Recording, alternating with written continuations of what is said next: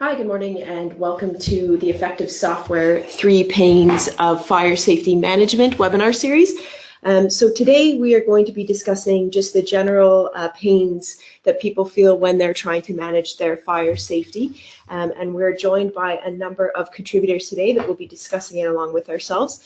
So we're lucky enough to have Dave Stevens. Dave is a former QHSE Director of CBRE and HSSE Manager of BG Group. We've got Bridget Leafley. Bridget is a freelance health and safety consultant providing risk management support in numerous environments. And Billy O'Brien, who is the Director of Customer Success with Effective Software and has a background in health and safety consultancy. So without further ado, we'll get started. We're going to be covering a number of different topics here today. And just going to be a brief overview initially, and we're going to be driving through the 3 pains as we've identified here. So thanks very much, everyone, for joining on, and we'll get underway. Okay, thank you very much, Amanda. Okay, so I suppose the first topic that we're going to be discussing this morning is around scheduling of risk assessments for fire safety. So, Dave, just in your experience in BG Group and CBRE, the type of assessments that you would have done and so on, what was the main areas that you were looking at? Well, I suppose the main areas were, depending on the type of property that you're looking after, of course, and the risk that you've identified within those properties, would be the focus for the fire risk assessment. Of course, we all manage very different types of properties, whether it's housing through to offices, through to, I don't know, storing explosive substances or dangerous substances. So there's lots of regulation around what we should be focusing on, but the actual assessment itself and the frequency, which is what you're mentioning, depends on the type of area and the risks that you're identifying. Yeah, and of course the responsibility under the legislation is on the employer to carry out risk assessments, but I suppose that frequency is based on the risk profile within the business, or is it? Is it something that you would suggest every company, because I know you've worked in a vast array of industries, so would the frequency still be the same, or would it really depend on the risk profile?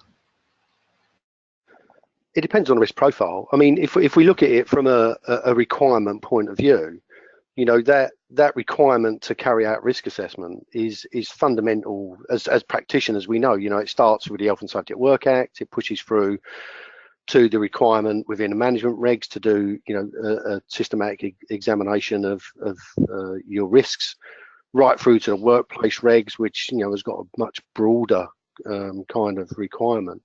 And as I say, if you're managing housing or different environments, those requirements will be different. But if we go to the actual regulatory reform fire safety order, the requirement in there does not stipulate a frequency to carry out a review. It's got to be based on the risks that and the only way that you do that is by carrying out that review of your risks and prioritizing a frequency you want to put on those with regards to reviewing them, because what the legislation clearly indicates is the requirement for a responsible person, and that responsible person must carry out that review. It's their duty to do that, and the frequency they conduct that review is their decision. There is no prescriptive, you will do this annually, every 3 years or 5 years. It's down to that responsible person and the organisation to agree based on their risk profile.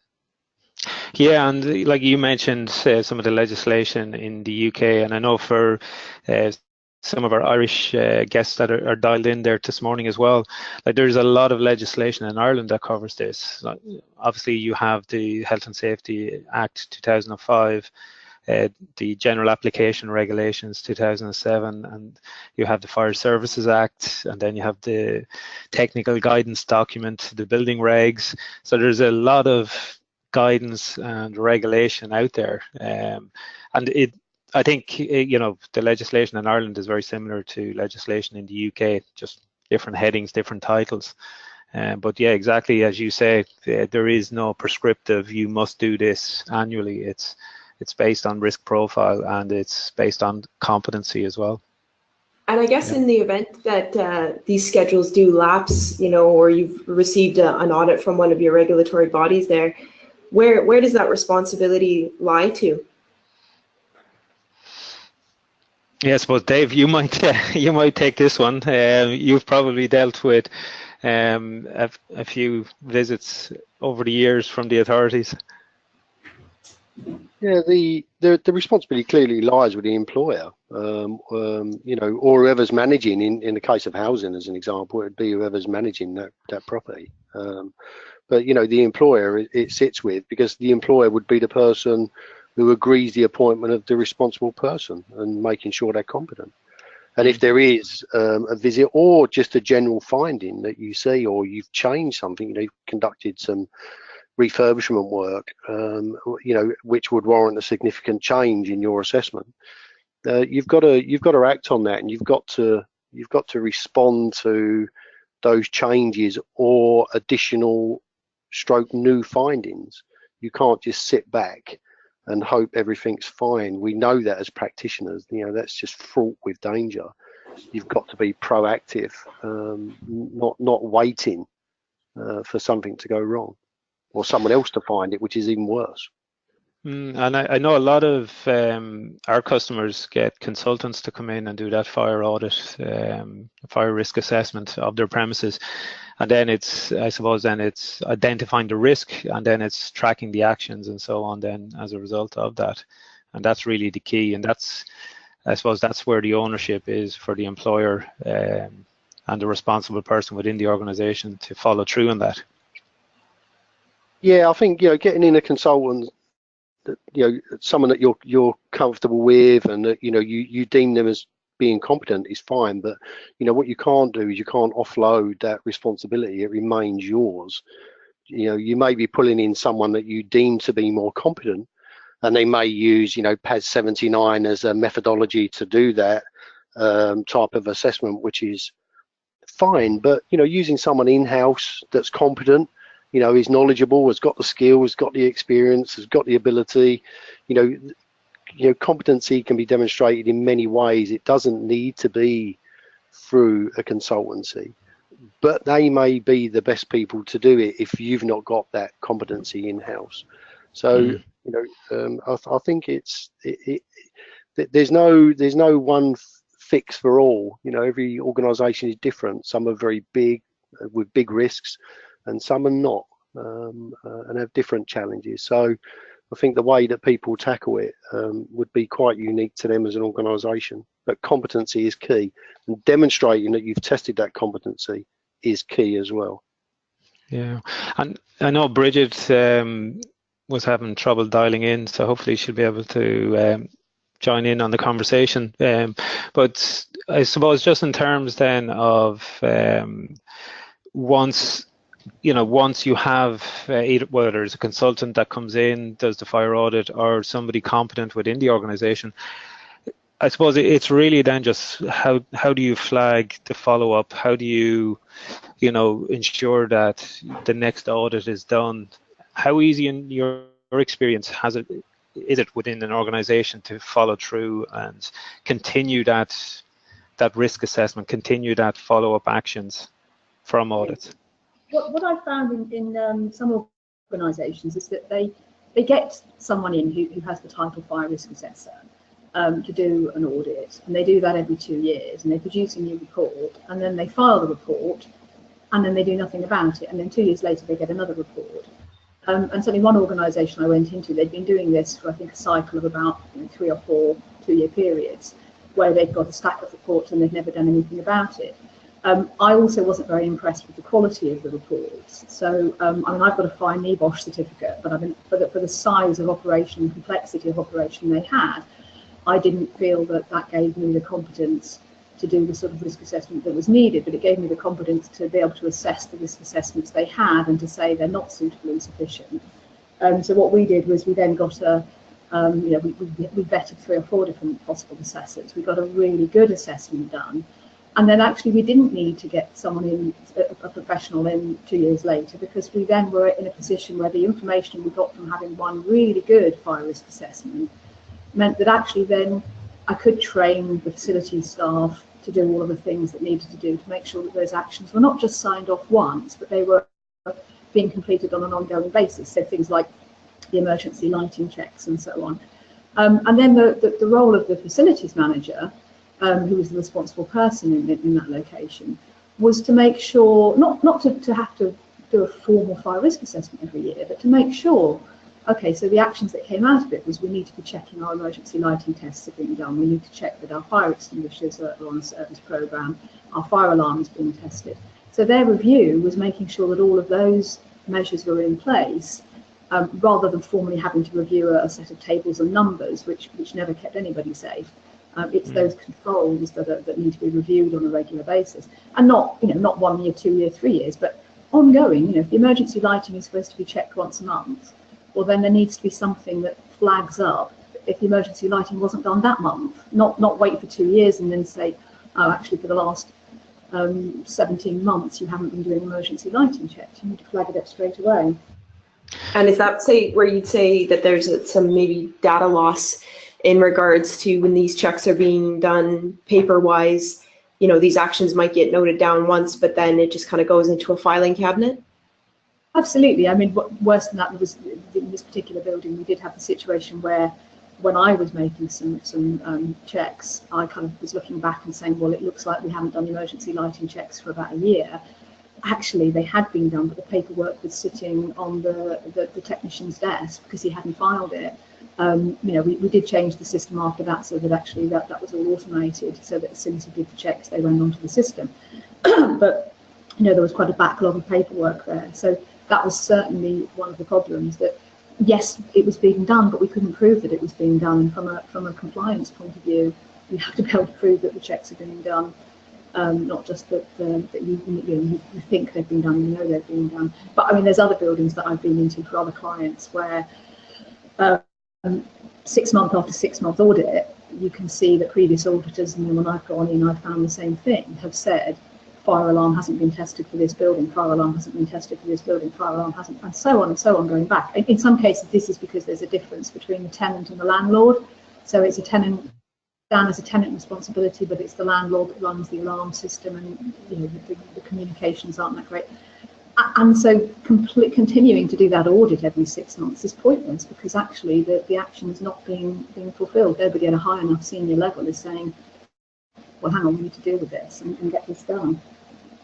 Yeah, and I guess just to maybe add to that as well, so you have your 6 monthly audits, but also as well, organisations spend a lot of money training up fire wardens, and these fire wardens should be out doing weekly, at minimum weekly inspections of their area, and it's as much a housekeeping as it is a fire risk assessment. Looking at stairwells, are they clear, and so on as well. I do fire warden training, and I mean it's one of the big changes in emphasis that I've made with my courses, that very much we focus on not what do you do when the bell goes, but what should you be doing before the bell goes, or what should you be doing to prevent the bell from going, and starting with your own work area and work out from there. I mean, the formal inspections tend to be done in large organisations by the facilities managers rather than the fire wardens, but the fire wardens are the eyes and ears of those facilities staff, in that they're on every floor and every quarter, and they're able to do those checks. Yeah, and I suppose if we can move away from paper, so we don't add the fuel to the fire, but yeah, be more proactive and get the guys. I don't think it's I mean, it's not so much paper. I mean, certainly the system in one organisation was that fire warden would see something, and they would then email the sort of deputy responsible person, who would then kind of come up 3 flights of stairs, have a look at it, take some photographs, later on take the camera back down again, connect the camera with a lead to his computer, email those photographs to the responsible person and the line manager of the person in the area who was creating a hazard, and so on and so on. And you can imagine how long that took and what a loss there was and how much duplication there was, because everybody would save those photographs in their own personal area. and so on and so forth. So yes, I mean, if the person who spotted it in the first place can simply snap a picture, and that automatically gets saved and recorded and date stamped and GPS stamped and all the rest of it, that obviously makes it a lot more efficient and effective, and it encourages that sort of whole culture of engagement. That it's not just about, oh well, we'll leave it to the facility staff to deal with that, but like, yeah, actually I can report this and do something about it. I'm not sure whether it's a problem or not, but I'll just let them know anyway and see what we can do about it. Yeah, very good. Are there any thoughts, I guess, around how those, maybe the photos and the different ways that you can collect the information around those risk assessments, does that help get engagement to that fire risk assessment? I mean, does that help people to move away from the tick box? It's the first part of engagement, isn't it? Because the first part of engagement is getting people to contribute the findings. So, I mean, we had some situations, for example, where people would use gas cylinders for various purposes, and then they bring them into the building, even though there were clear rules that gas cylinders shouldn't be brought into the building. These were things like cylinders you'd use for filling balloons, for party type things when they were running events, or they might be the sort of canisters you use for making the loud klaxon type horns. Now, if people sort of report that those are there and then nothing happens, well then you've lost that engagement. So reporting it quickly is the first part of the engagement, but the second part of the engagement has to be that the organisation follows up and actually gives people feedback on what they've reported, and that people can see that action's been taken. Yeah, I think sometimes having the photograph to illustrate the problem makes a real big impact on people as well. And also as well, it helps to educate people after the fact as well, because we are inclined to forget how bad it maybe did look, and all you have is a body of text which doesn't give a clear picture. Yeah, absolutely. Yeah. And that's, I guess that leads us. Sorry. No, go ahead, Dave. No, so I was just going to say, I think there's another stage to that as well. It's, being told there's an issue and having a photograph is one thing. Resolving it and taking a photograph that it's been resolved is actually a really good piece of evidence, because if you have got bad practices or people not complying with what is required, then the next day or a week later that could be in a bad state again. So you need to be able to demonstrate the fact that you did respond to it. It's bad again, but you did respond to it. So I think collecting that evidence of the correction that you've made is just as important as knowing it's bad in the first place. Yeah, oh, absolutely. I suppose that feeds then into that whole audit trail then as well, that if you did have a visit, whether it's from the fire authorities or from the HSA in Ireland, that you have that full audit trail that you can revert back to, and it's being able to get at that information quickly and easily. I think any of us that have been on the receiving end of any authority that comes in, or your own auditors that come in, there is nothing more valuable than having an effective audit trail and being able to demonstrate what you've done or what you're going to be doing. You haven't always got to have done it now. It depends what it is. But having that evidence is key, absolutely key. Never underestimate the value of it. Yeah, I think that's a good point as well, actually, just to be able to demonstrate that plan that you will be putting in place as well, and timelines around that, and people who are responsible for it. That's can be as powerful as being able to show what you've done previously in the past. Yeah, I think, and certainly images, once you've collected them, are quite useful for training purposes, because when you go back to do the fire warden training a year later and you can show the before and after images of where things have been improved, that gives people an idea of how to solve problems. Because sometimes I go in some of the workplaces I go into, they sort of just hold their hands up and say, but I know I'm supposed to keep the fire exit clear, but what can I do about it? You look at all the stuff in here, how can I manage this? What am I supposed to do? And if you can then show maybe another location where they solved that problem by something slightly innovative, it's quite handy to be able to have that for training purposes, for communication purposes, in newsletters, in whatever form of communication you've got. But yeah, having those images, it's a cliche that they speak 1,000 words, but they really do make a difference. And I think we do as businesses underestimate the you know, the seriousness of fire, because, you know, it's not something that a lot of organizations will consider, you know, even office-based organizations, retail, you know, because they don't have maybe hot surfaces or naked flames as part of the daily work activity. But it's still equally important for those businesses, those low-risk businesses, to carry out these audits, be able to prove that they're carrying out these inspections. I think that's key. Yeah, I don't think any business is not using electrical equipment. Yeah. And electrical equipment, you know, as we know, is one of the biggest causes of fires. And that, I mean, that can be anything from people using leads that have been damaged, but, you know, just making do with it or putting a bit of tape around it. To, you know, most famously, I mean, kitchens in workplaces are notorious. Things like the sort of toasters that you're only supposed to put bread in, and people put croissants and bagels in them, or people putting metal dishes in microwaves, and then because they want to save a bit of time, they kind of leave it for 5 minutes, go back to their desk, and the next thing you know, the alarms are all off in the building. Apart from anything else, you know, from a productivity point of view, you evacuate a building with 1,000 people and 6 tenants. You know, the other 5 tenants are pretty miffed if it's your business that's causing that problem every time. Even if, you know, there is no loss of life, it's still a huge loss of productivity for you and other people in the jointly tenanted building. So, yeah, I don't think any workplace can describe itself as, you know, zero risk in terms of fire safety, because, you know, everybody plugs something into to electricity. So, you know, we're all at risk. And this does go back to what Bridget was saying earlier on about, you know, making sure that, you know, if you've got maintenance schedules, PPMs on your electrical items, you know, they've got to be in date, you know, because if you're not testing this stuff, you don't know.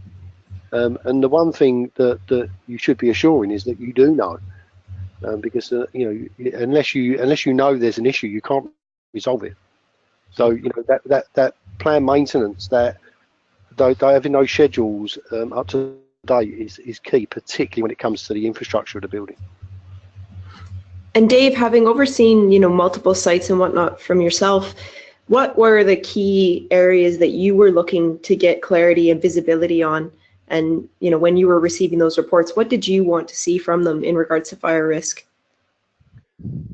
A big thing for me was the engagement piece that we sort of touched on already, because I or my team can't turn up and be available for a day, a month, and then go, because we've gone. It's the engagement on the ground. It's getting those, yes, the fire wardens, but actually it's getting everyone to buy into it so that they realise that, you know, storing stuff in stairways or putting stuff in front of the emergency exits is not acceptable. And that engagement piece is key, absolutely key.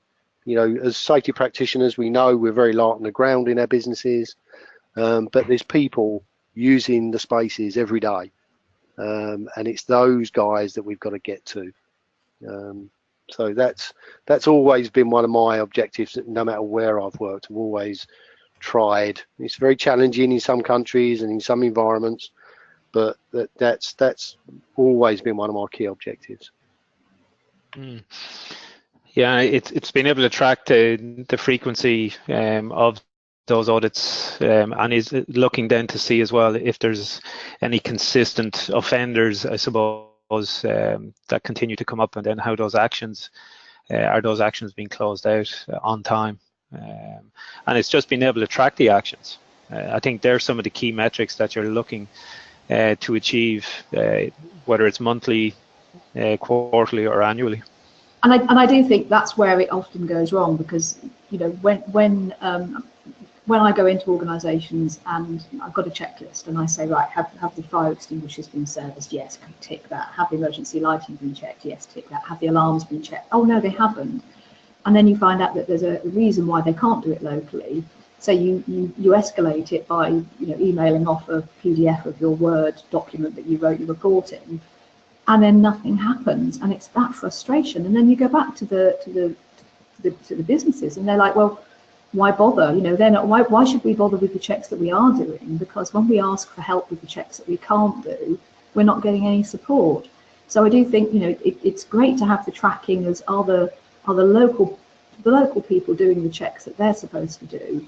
You've got to have that escalation so that the more senior people actually follow up with any of the checks that aren't being done, rather than just hitting people over the head and saying, why aren't you checking the alarm? Well, I don't know how, I haven't had the training, our system doesn't work like it says in the book, or whatever the problem is. If that's not followed up, so that escalation is essential, that it goes through each layer of in the organisation until it gets to someone who can kind of kick ass and make it happen. Yeah, absolutely.